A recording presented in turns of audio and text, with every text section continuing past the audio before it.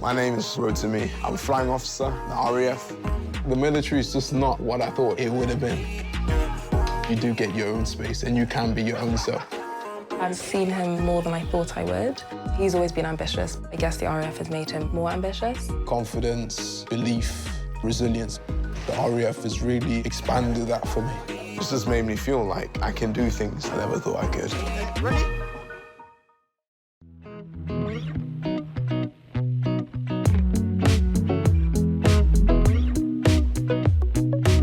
With 3 million members searching, SingleMuslim.com proudly sponsors Single Muslim Live.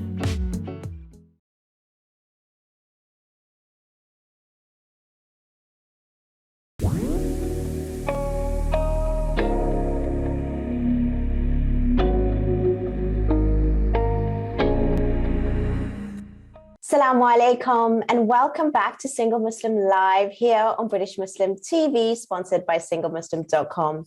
I'm Fahima Mohammed, your host and relationship coach.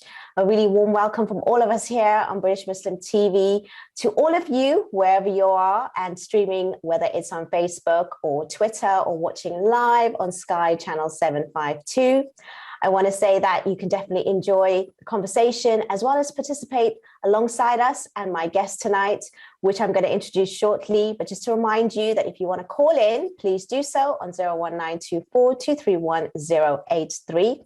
The lines are open for you, but make sure you ask the bill payer's permission as standard network rates do apply.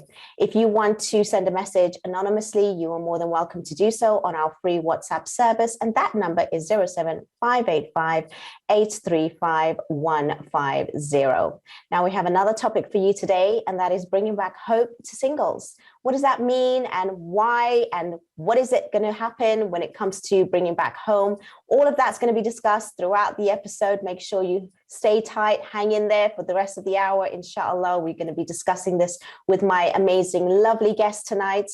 Please welcome Aamna Khokhar. Assalamu alaikum, Aamna. Wa alaikum assalam.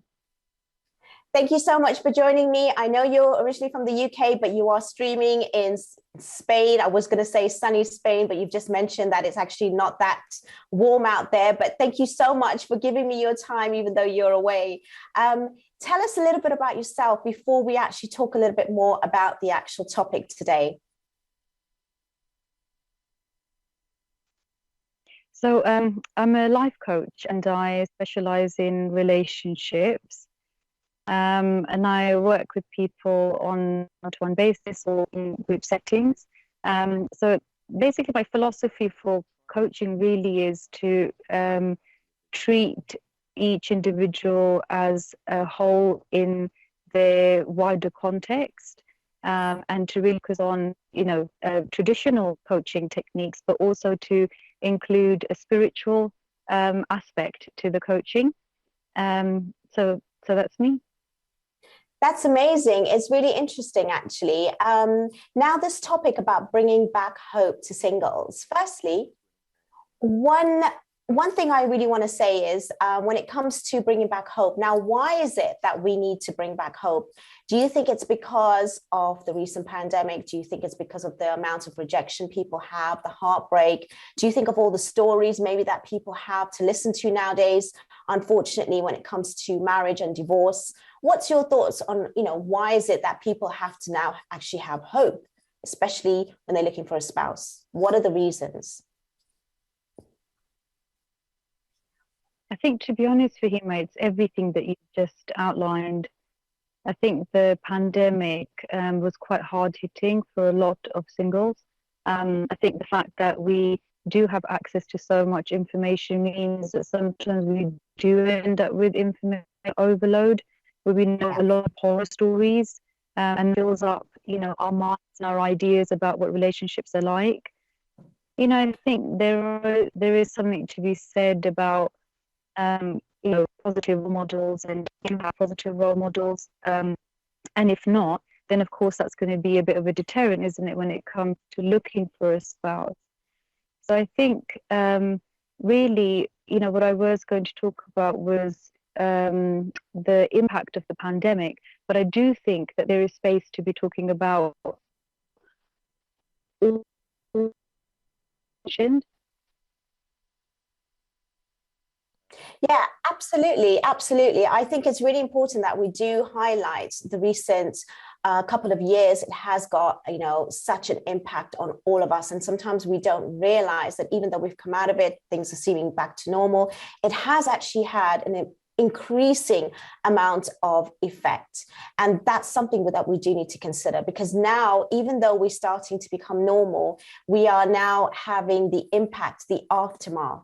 So when it comes to the pandemic and bringing back hope, now, what was lost during the pandemic, do you think, Aamna, when it came to people finding a spouse and actually connecting with people, as much as there's the online space, but how limiting was that? And what was the actual impact, do you think? I think from the people that I work with and speak to, and other people that I care about that are in a similar position, I think the thing that most people talk about is the time. And we lost a number of years, and in many cases, time was a sensitive subject anyway. As we get older and it becomes more difficult, and then on top of that, you've then gone and lost a couple of years. And I think that had a real impact on a lot of people. It's disheartening. And I think although we have to focus very much on hope and what do we do now and what's next, I think there is space to acknowledge and to recognize that actually that is, a horrible thing that's happened.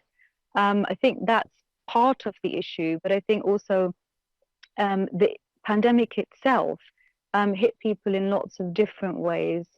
So some people are still suffering from social anxiety as a result. Other people have lost loved ones, and that obviously that has an impact. So it's the pandemic and the effects of the COVID itself, but also the loss of a good few years there. And I think it was access to online platforms. And for some people, that's amazing and it works really well. But there are people that are going to find that jarring because they need that face-to-face contact. They need to be able to sit with someone and read their expressions. They need a different kind of way of interacting with somebody to find out if they're a potential spouse. So I think although, there are some amazing sites out there, they work for some and not necessarily for others. No, you're absolutely right. I think it's so true. No matter how much we can spend time trying to get people to, get to know people online, there is a certain amount of time as well that we need to sort of say, we are social beings, we need to interact in a social setting. And I think it wasn't just for families, but for spouses, potential spouses, for going out, socializing. And that's when people actually interact with others, meet others, even going to weddings, especially in the Muslim community, going to functions. And that's how you actually meet sometimes, your potential spouse. And all of that was taken away. Even going to the mosque, things like that. You're always looking out. Aunties are always speaking about their, their nephews and nieces that I need and all of these things. So that's definitely to consider. The other thing that I know in my personal experience as well, dealing with a lot of clients here that complain and have issues with regards to finding a spouse, especially here on British Muslim TV, coming on and sharing their challenges, is because of the huge, sort of sad sort of impact of divorce, and the fact that a lot of people don't have that hope of that family unit and marriage, and they don't think. And do you think that could be social media? Could it be different type of expectation in relationships? Do you think that relationships have changed? Do you think people have changed in the Muslim community with regards to thinking that, well, actually, it's not such a big deal anymore, even though it's half our deen, it doesn't work out. I'd rather be safe and not have the heartache and the heartbreak and the extra financial burden. What's your thoughts on that? Because I hear that a lot from a lot of youngsters, and they're not finding their potential spouse for various reasons that I've just highlighted. I think the issue of divorce luckily, I think the landscape is changing. I think a lot of people, in my generation, generations younger, do approach divorce in a very different way. It's not to advocate divorce and encourage it or anything like that. But like you said, it's important to really understand that would you rather be safe, or would you rather be in a situation where you're potentially ruining your own life, the life of somebody else, and potential children there? So I do think that we do have a different perspective on divorce. We do think of people who are divorced in a different way now. I do think we're opening our minds, and I think we're aligning with the Quran and Sunnah more than culture. Because if you look at the Quran and what the Quran says, particularly in Surah Baqarah, it does say that actually, it's quite important for a woman's rights to be protected. It's quite important to treat each other with respect. And, Allah says repeatedly, look, I know what you're doing. So, it doesn't say don't divorce no matter what. It doesn't say that. And I think, we are aligning with that. We have access to the Quran. We're more interested in what it's saying now, and we're choosing that over culture. So I think the landscape is definitely changing. I'm very hopeful that somebody being divorced is not going to be a hindrance. I think from what I've seen, it's only a hindrance when generally speaking it's the parents that say no, just because somebody's divorced. I, to be honest, haven't come across anyone that has said that they themselves wouldn't like it. It's normally because the parents wouldn't like it. Well, I'm going to come back to you on that question, actually. It's like a lot of people do find it very difficult to have that sort of conflict with their parents with regards to they choosing a particular spouse. And then, of course, the parents are not in agreement of it. So that's something that we are going to address. But before we do that, we are coming into a very short break. And I just want to highlight that, again, this is a live call-in show. Please do call in with any of your challenges, any of your questions or your queries. This is why we have these shows every single week. So we bring in some amazing guests with a lot of experience, background, and their profession is dealing with this. And we're bringing it to your home so that you can actually take advantage and get some either coaching or guidance or any advice, or just get another insight as to what it is that you might be facing, and that's a challenge. And also, we want to learn from yourself. So make sure that you tell us your story. I look forward to hearing from some of you after the break, but make sure you stay exactly where you are. And inshallah, we will see you in a few moments where we will continue our discussion about bringing back hope with Aamna. See you shortly.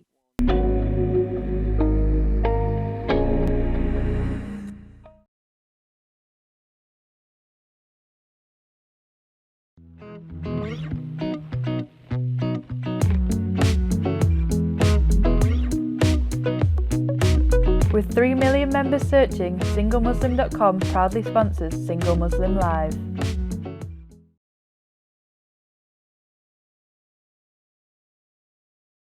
Assalamu alaikum and welcome back to Single Muslim Live here on British Muslim TV, sponsored by SingleMuslim.com. We're having a very chilled, relaxed discussion, talking about bringing back hope to singles with my guest, Aamna, who is streaming from Spain. And I guess that's probably what it is maybe it's siesta over there or something. I have no idea, but you're definitely giving me the vibes of being quite relaxed as well. Aamna, before the break, we were talking about how people may not have that hope because of the fact that, they could be hearing some horror stories about marriage and divorce, but you kind of highlighted that actually it has changed and people are still not put off by it, but it's more to do mainly with the parents actually having that conflict and not actually wanting. So if a person from the Muslim community does have that issue, which we do get that constantly, and I want to get your point of view, we do get questioned a lot. How would you deal with parents that actually don't allow or don't like your potential spouse, and they don't want the choice that you have made? And it's really important that we try and follow our faith with regards to abiding by our faith and listening to our parents, but at the same time, we have to complete half our deen. So where do we draw that line? Where is that kind of way of understanding that we can choose our spouse, but when there's a conflict, what do we do? I think we have to, first of all, acknowledge and respect where they are coming from, where the parents are coming from. They are, I mean, it's a very fear-based response normally. Somebody is divorced, which means that there's a potential that they'll do it again. There's fear that, oh, well, they didn't know how to make a marriage work. They didn't have the right values, these kinds of things. So these are really fear-based judgments. And I think, to be fair to them, they are simply petrified. They're just petrified that their child, who they love so much, is going to get hurt. Mm-hmm. So I think in the first instance, we have to stand out for what it actually is. But I think the truth, on top of that, like that's one truth. But the truth on top of that is that when we are looking for a spouse, of course, we have to make judgments for ourselves, right? Because we are the ones that have to live with this person. And we have to work out things like, to the best of our ability, because of course it can all go wrong sometimes, but we have to work out to the best of our ability. Can we live with this person? Do we align in our values? Do we do the same things? Do we have the same outlook, comfortable with each other? Are we selecting someone on the basis that we like their character, we like who they are, we feel safe and comfortable with them? Are we picking somebody because of assets? We have to question these things. And I think sometimes, we choose a partner and the parents are not happy. And, I've come across situations where, people have said, okay, fine, and then decided not to marry, and then ended up in their 30s, in their 40s, not getting married. Why? Because how do you make a decision when you know that decision is never going to be yours? How do you open yourself up to somebody when you know that your parents might never allow that? So I think there's such a massive spectrum on both ends. So on the one hand, you've got some parents that are just so fearful that they're not going to let their children go. And then there are parents that are fearful because they're scared of the horror stories. And then you get parents, who are fearful, but eventually with discussion, they mm-hmm. will be open to meeting the person and so on. So it's about understanding where the parents are on that spectrum, and also how certain we are as individuals, meeting new people. How badly do you want to marry this person, and why? And that's so true. I actually love what you're saying right now, and it just ties in nicely with, I had a question myself, but we've actually got a question online that's come through, and it says, Salam to Fahima and Aamna, Ramadan Kareem, Ramadan to you too. Thank you so much for messaging us. It says, do you think it'd be good to find someone during the blessed month of Ramadan? And if you find someone in the opposite gender, of course, who you get along with, how does that work? And my question was like, do you think we should be even talking about love and relationships during Ramadan? So I guess that kind of ties in nicely. What's your response to that, Aamna? To be honest, my personal opinion on this is I just think it's a beautiful thing. I mean, there's nothing wrong with wanting to marry somebody and and to spend your life with them in a halal way. So personally, I think, it's a wonderful thing. And if you meet somebody in the month of Ramadan and, you think this is somebody that you could spend the rest of your life with, I think go for it. Inshallah, it will be blessed. And what a beautiful month for that to happen. Exactly. No, I love that answer. Actually, I personally have that opinion myself, because even when I first was talking about, continuing with the show during Ramadan, and I did have a few messages saying, even in Ramadan, talking about relationships, like as if to say we all have to cut off. I mean, Ramadan is also, I feel, a month of, amongst many things, is a month of love. Connection with Allah subhanahu wa ta'ala brings you closer to your deen, and obviously your deen entails you finding a spouse. And if you go about it in the halal way, then there's absolutely nothing wrong. And just because you're fasting during the day and you cannot be, doing your salah 24/7 and reading Quran 24/7. So it can actually be where you actually, maybe now we're allowed to go to the mosque or go to a function, and you might meet someone that is your potential spouse, and you can actually make that introduction, even if it wasn't going to go ahead. But I know some people, even there is controversy about this, about getting married in Ramadan, but people do. But at the same time, just meeting someone, it's in your destiny. We cannot tell the time, and if it's meant to be in this month, then yeah, it can be a blessing. But thank you so much for sending in that question. It was literally exactly what I was going to ask, so thank you so much for beating me to it.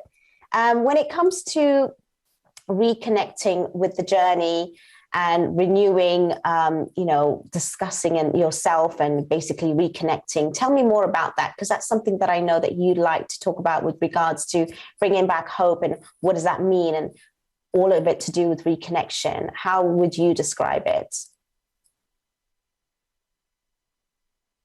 I think it's quite important to, like, when we're considering the fact that, we've had the pandemic, and it's been, an unpleasant experience for most people, but that actually we're all in the same boat. So anyone that is looking for a spouse will be in the same position as you are. So there's no difference here. It's not like, everybody else was steaming ahead and you were not. So I think when we are reconnecting with our journey, it's first about, making that choice. I think, I've spoken to a lot of people, and a lot of people are just like, they don't even want to talk about it. They feel very stuck with the whole thing. But I think to first say, what, yes, something horrible has happened, but actually what I'm going to do is pick myself up, dust myself off, and I'm going to make a start and make a conscious decision to make a start. And I think a good place to start is to first identify areas in your life where you do have power and where you do have autonomy, where your potency is still there. Yes, we got kicked down by COVID, but actually there are areas in our life where, we are still thriving. And what are those areas? Because when we start to connect with the positivity again, that is what helps us to build resilience. I think also to identify with our lives where, have really good connection and we have good communication with other people. Because I think a lot of people that are searching for someone say that communication can be very stifled. They get sort of, messages on apps, and it's like, hello, and then it's hello, and then 6 months later it's how are you? And then it's like, how are you? And then, it's a very stifled sort of conversation. But that's not the case in all aspects of our lives. There are aspects of our lives we have incredibly, inspiring conversations, and it's about identifying where those might be. Also, we're looking for love and we're looking for regard. And I think identifying areas in your life where you already have love and regard reminds you that actually you may not have found that in a spouse, but you are somebody that has power, that has connection, communication, you're loved, you're regarded. So first centering on where it's working will help to build up that resilience. Absolutely. When it comes to finding your positivity, your strengths, do you think we can do that alone, or do you think we need more assistance? And what kind of assistance, if we do need assistance to do that, to reconnect and recognize ourselves so that we can actually bring back that hope in order to find someone? I think sometimes, like when you say to people, oh, tell me 3 good things about you, we're all stumped, because it's like, oh, we're not ready to be off our strengths and how amazing we are, and we're kind of taught to be shy and humble and so on.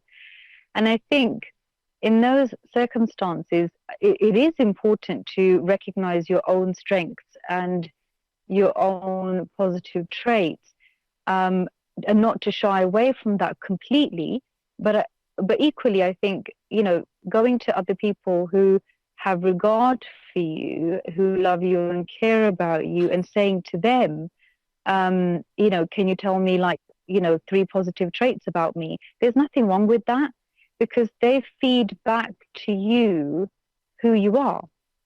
And a lot of our identity comes from what the people around us feed back to us. So actually going to somebody that you love and you care about and saying to them, can you, just tell me 3 things, and asking the people the same question, means that you can really start to connect with your wonderful parts. And sometimes when you have knockbacks, when you're kind of looking for somebody and there's knockbacks, we can easily forget that actually you're an incredible human being, and really sort of recognizing, oh yeah, hang on, yes, I'm on this search and it might not have gone well so far, but actually, who am I really? I love everything that you've said, and inshallah, we're going to continue with this conversation, but we are coming into another short break. Make sure you stay exactly where you are as we continue our discussion, and inshallah, we will see you in a few moments. I know we're fasting and I know it's really difficult, but make sure you stay with us. I'll make it worth your while. Take care. Salam.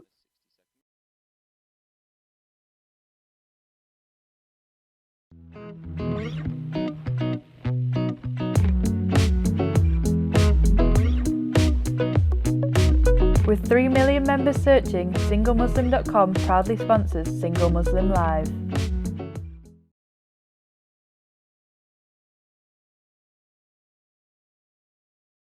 Assalamu alaikum and welcome back to Single Muslim Live here on British Muslim TV, sponsored by SingleMuslim.com. We're having a very, very chilled out conversation, but a really interesting one around bringing back hope to singles. And as we have just come back from the break, I've just received another message. Thank you so much for interacting with us and engaging. It's quite a long one, so please bear with me. And this one is from an anonymous viewer who is asking and stating that recently this week, I saw a lady on the underground train. She was reading and she looked really sweet.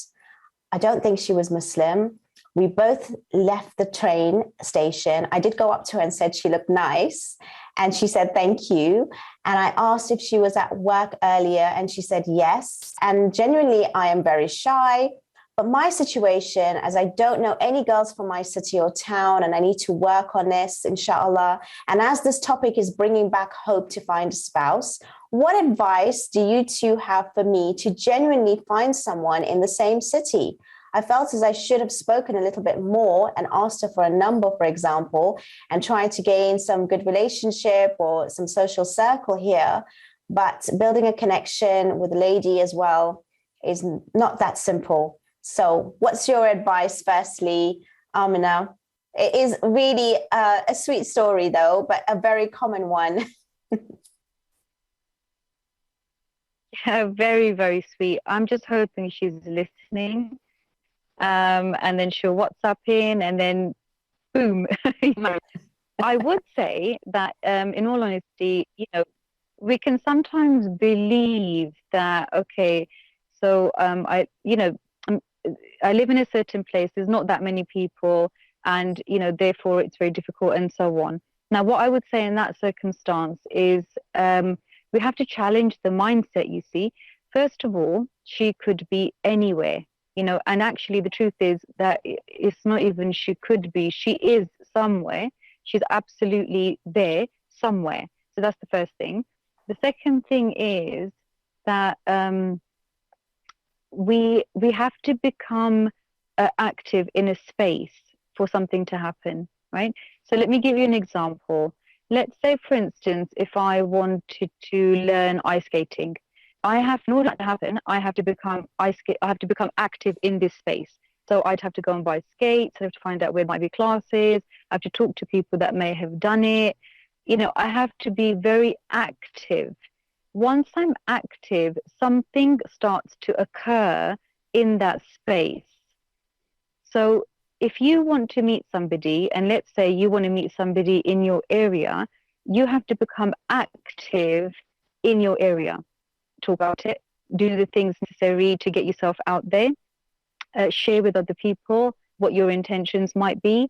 If you see somebody, ask for a number, or an email, or whatever feels more comfortable for you. But I think it is possible. You just have to make the decision to become active.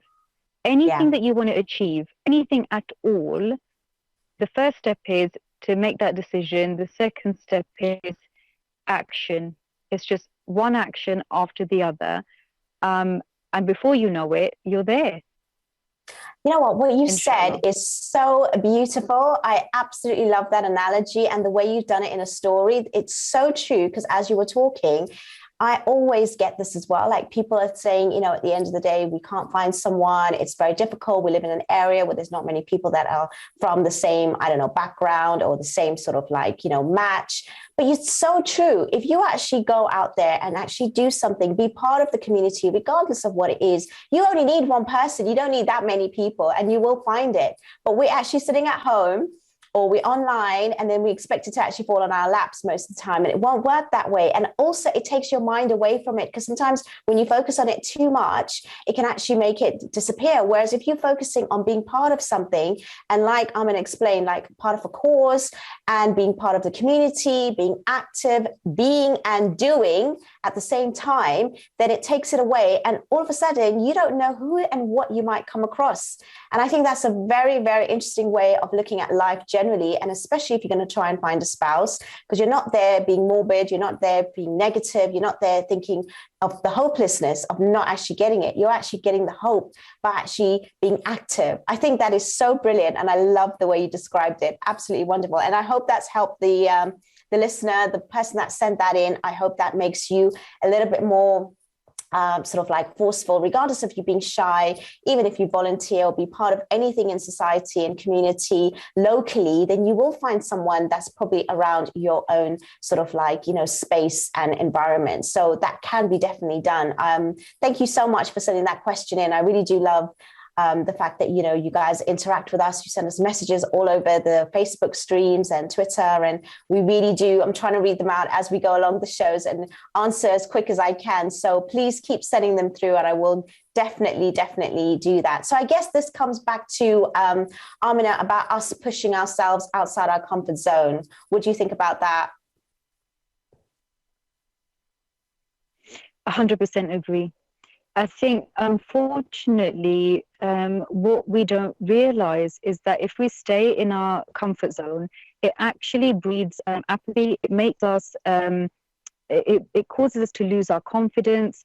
If I'm never doing anything new, if I'm never achieving anything new, how can I possibly feel better about myself? So if I'm not growing in any way, shape or form, because I won't come out of my comfort zone, then I can never feed myself. I can never feel better about myself. There's no inspiration. There's nothing exciting. So, the scary thing is that in time, and if we never come out of our comfort zone, unfortunately, it can lead us to become quite depressed and helpless.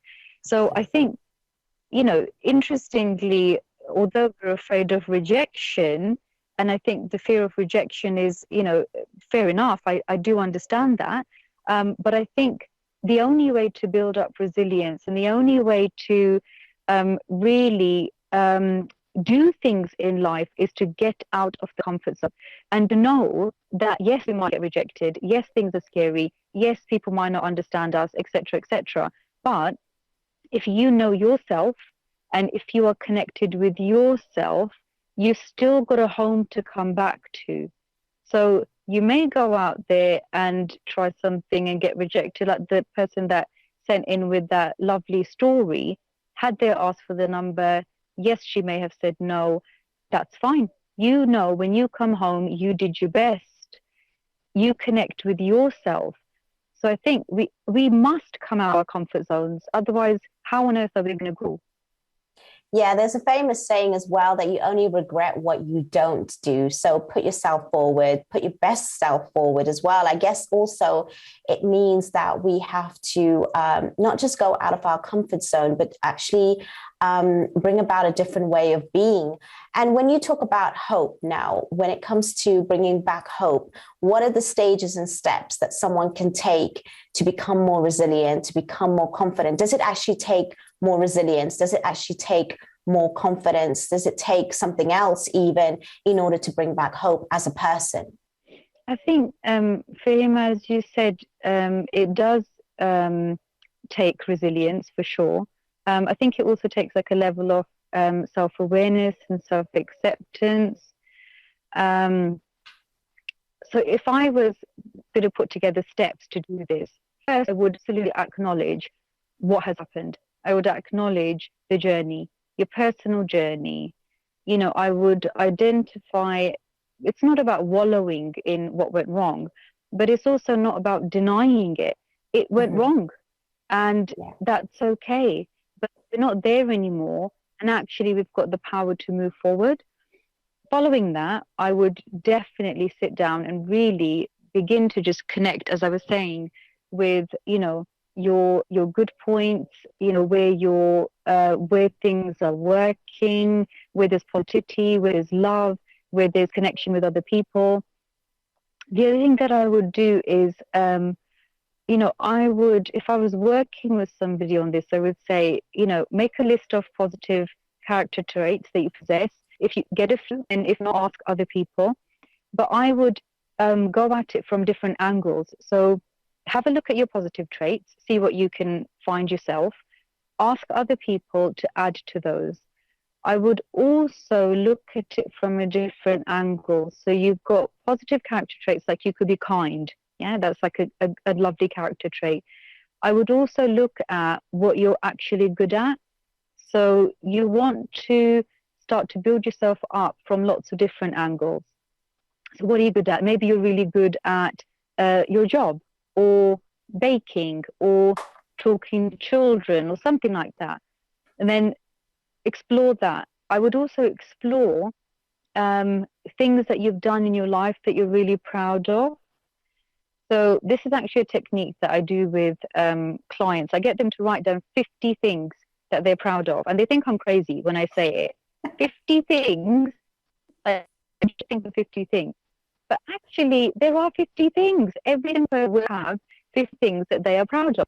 So what this does is it just begins to generate positivity. And when we are feeling more positive and actually happier in ourselves, we just vibrate on a different level. We're actually more attractive when we're happier. You know, we really are. So I'd first say, you know, take stock of where you've been, reflect on that, accept whatever has come and gone, and then really focus on building yourself up. And then I would say, you know, find positive social networks. There are lots of positive social networks out there. You know, join them, have conversations, connect with other people. There are different people that are also on the same journey. Talk to them, because when we speak to other people, suddenly, and we find out that actually they're going through the same things that we're going through, what we're going through seems just less painful. So what I'm hearing though, Aamna, have those. Absolutely. From what I'm hearing, though, is the fact that we're talking about not keeping yourself in isolation. You know, we have come out of the pandemic. We don't need to stay stuck. As much as we have maybe lack of self-esteem and self-confidence, I think the tips that you've given are absolutely amazing. And I hope that whoever's listening takes that on board. I think, you know, building yourself up in a particular way is so important, to be in a particular way in order to attract what you really want and your match. We are coming into another break. The final break of the episode has gone by so quickly. I'll see you in a very short moment. Take care. Salam.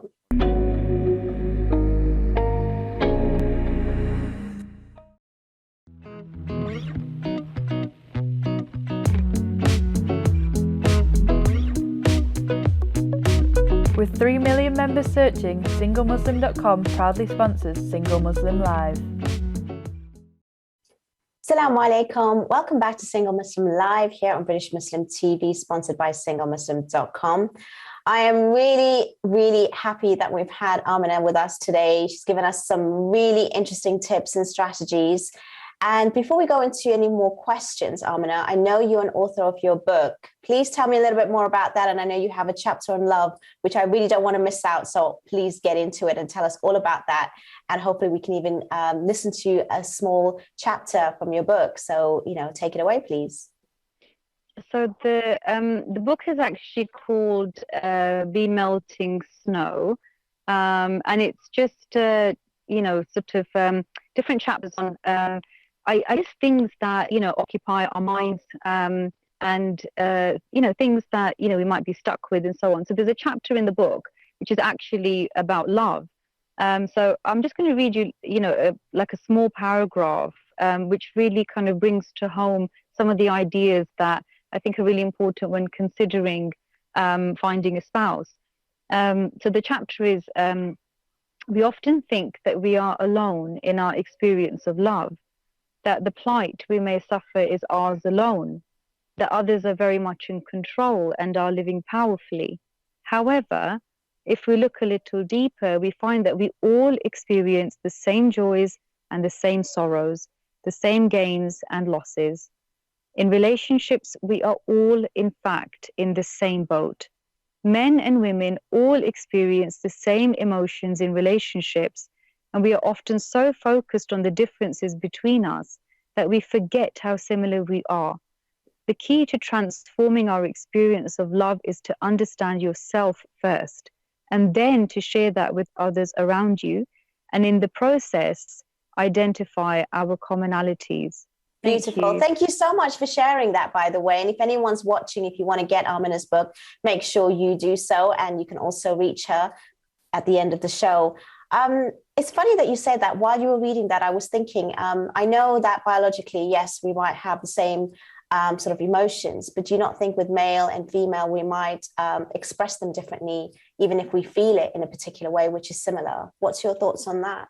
And we might have a different way of even bringing back hope when it comes to the gender, because, maybe women can have less hope because they don't really put themselves out there, or maybe men, they put themselves out there so much that they get rejection after rejection. After a while, it can be a bit of, a toll on them.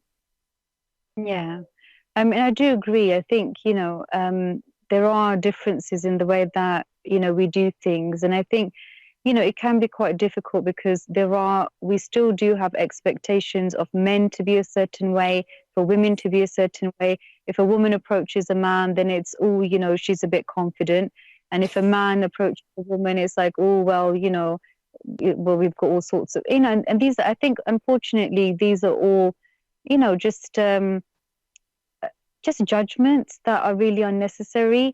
A man approaching a woman is going to be as nervous as a woman approaching a man. A man experiencing rejection is going to be just as painful as if a woman was experiencing rejection. I think we sometimes are quite stuck in these narratives, and it can cause us to treat people in a particular way. And I think from experience and from having, worked with different people, what I always find is that actually we're equally vulnerable. Yeah. We're equally confident. Yet we train men to, shout about their positives and to get out there and, and this kind of thing. But to be honest with you, a lot of men that I speak to are actually incredibly nervous approaching a woman. Very nervous. And I think absolutely. we have to cut each other of slack, I think. Definitely. We have men are trained to express less, and women are trained to express more. But that doesn't mean that we're not feeling the same range of emotions. Men may be more confused because they don't have the language around it, whereas women do. But that's not to say that they're not experiencing that, they're not feeling that. You know, it's funny that you say that, because you brought this up earlier in the conversation and I forgot to ask you this, and I'm glad that you've said it again, because when we talk about men and communication, I find that I get a lot of women complaining, just like how you mentioned before, the example of they're like wanting to reach out to the other person that they like, and all they say is, hello, and then weeks later, how are you? Like, there is so much lack of communication. It's so real. Like, I was laughing at that point because I know of so many people that complain about that. So come on, let's just give some like real nuggets here for men who need to speak up. If you want to, you know, share how you're feeling and put your intentions out there, don't be afraid to do it. I think it's really important that, you know, women are like waiting. They're like, okay, he said hello. What's next? You know, and then next time, you know, a month later, it's like, oh, we said hi, we connected. How are you today? And it's like, hang on, you didn't actually show me much interest at the beginning. And it kind of is off-putting, even if you're not, but you come across in that way. So what advice would you give to these men that need to open their mouth and speak and actually say things in a particular way? And it's not all of them, by the way. I'm not, you know, saying it's all of them, but there are quite a few that really don't have the communication skills. They don't know how to talk and approach a woman, especially, you know, if you are going to be sending a message out, make it interesting. Make it like as if you actually like them and know them. And if you do like them, otherwise don't waste your time. So what would you say to that, Aamna? How would you advise these men, or even some women that may come across, you know, approaching a guy that will only just give you the one word and expecting something like out of it? You're not going to get anything out of one word. Trust me. Yeah. I think your last sentence was really quite, you know, significant there, which was that, you know, don't just, you know, kind of say hi, like show a genuine interest. And I think, you know, that's it. That literally is it, Fahima.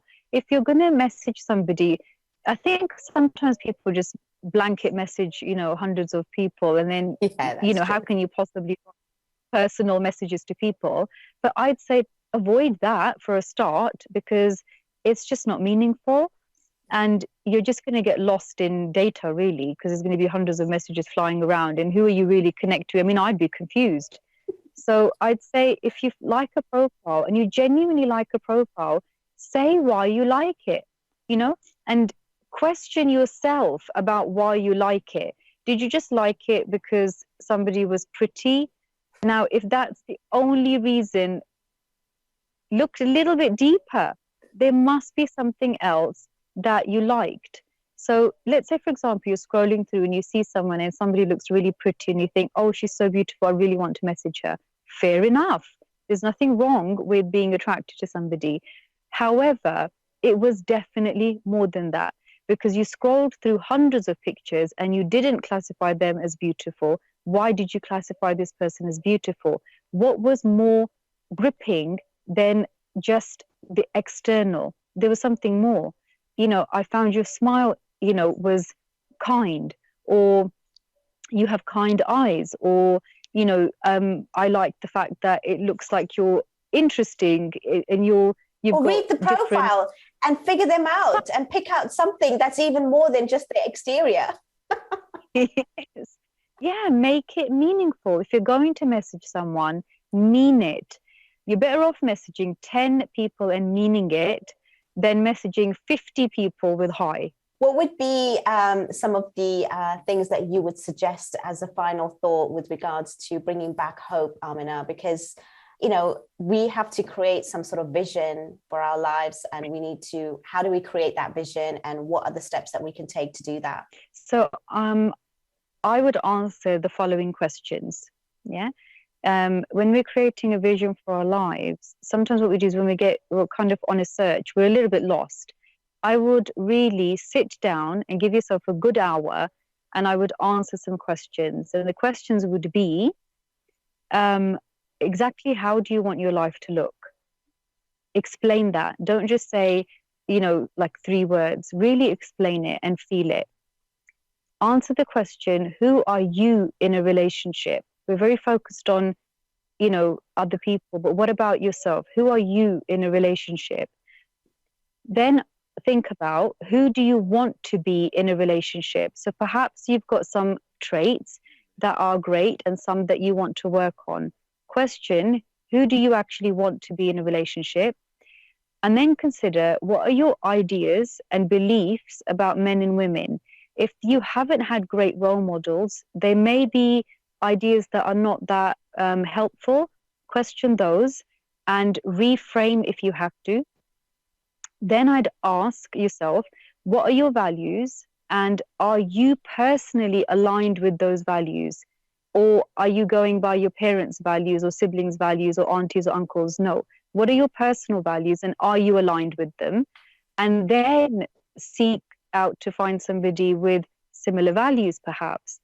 And the last thing I would say is ask yourself the honest question: do you really believe that you are going to find someone that you are going to marry and live, happily with? And do you really want to achieve that? Because sometimes what I find is that people are so scared that they don't really want it anymore, or that they actually just don't believe it's ever going to happen. They're so hopeless, they don't believe it. Question that. Is that. So brilliant. I love that line of questions. In fact, the entire show, you've given us so many tips and strategies. And unfortunately, we have come to the end of the show. But I know that, please, anyone that's watching, if you've just joined in, make sure you rewind back. Make sure you look up Aamna as well. I just want to say thank you so much for being here today, Aamna. It's been an absolute pleasure. How do we reach you quickly? We've only got a few seconds left. How do people reach you? info@leafcoaching.com. Thank you so much. Make sure that you do, contact Aamna if you need. Thank you so much for being with us today and even taking time out of your break all the way streaming from Spain. I want to thank so much for all of you who have actually streamed in from wherever you're watching, and whether it's live, Facebook or Twitter or Sky, and also, most importantly, sending in your messages and engaging with us. It's absolutely wonderful that even though in our new times and though we're fasting in Ramadan, you're still taking interest, and please keep sending them through. I always try and keep in touch to make sure that I listen to what you have to say and raise that on the next episode. And inshallah, we will definitely be seeing more of this episode throughout the holy month. And we're going to be having much more conversations with different people. Again, I want to finally say thank you so much to Aamna for joining us and giving us amazing insights on giving us hope to finding, a spouse for all you singles. Make sure that you join us at the same time, same place next week, and we will have another episode on Single Muslim Live. Inshallah, we'll see you soon, and thank you so much from all of us here.